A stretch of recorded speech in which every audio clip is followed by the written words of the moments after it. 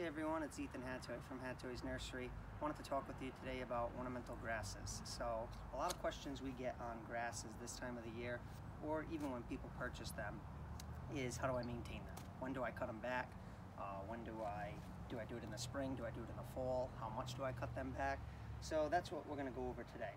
So we'll start with this plant. This is a fountain grass. It's called Pennisetum alopecuroides hamo. And you might say, what the heck is that? You'll never use that name. You'll use the name dwarf fountain grass. That's what most people use, is the common names on plants.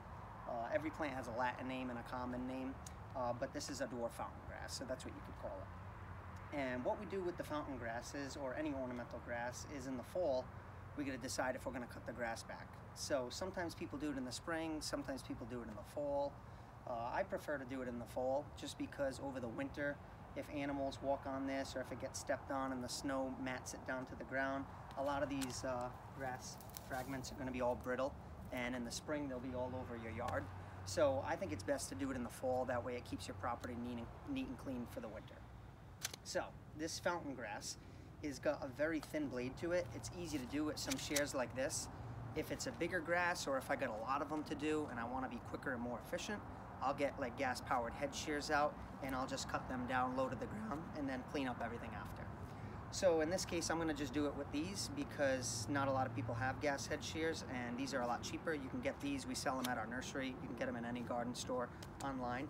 And what I try to do is I try to just get pretty low to the ground. The lower the better, ideally. And sometimes if you got like a really big, thick ornamental grass, you won't even be able to use shears like these because these aren't going to be sharp enough to cut through it, or it's just going to be too much work because the stalks are going to be really thick. But because this is very brittle, it's smaller grass blades, this will cut through okay.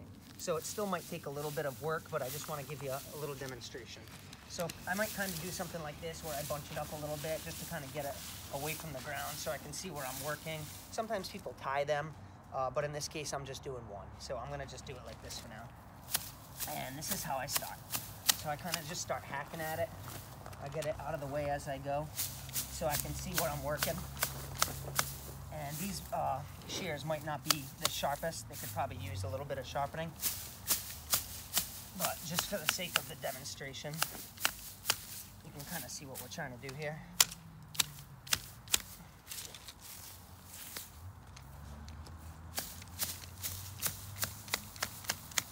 Yeah, these are pretty dull, but they're getting the job done. Go around the edges after, clean it up.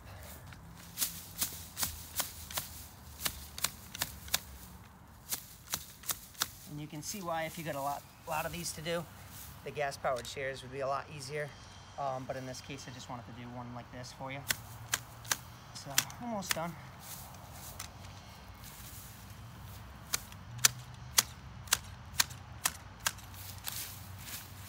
And that's about it. So you can be as fussy as you want on this. I mean, if these were a little bit sharper, it might have did that a little quicker. Or that way you're not getting your blades dull on your gas-powered shears. You can go around and clean it up with that after. But that's about it. That's how I cut back an ornamental grass. I like to do it in the fall. We sell lots of varieties of these at the nursery, and that's about how we do it. All right, see you later.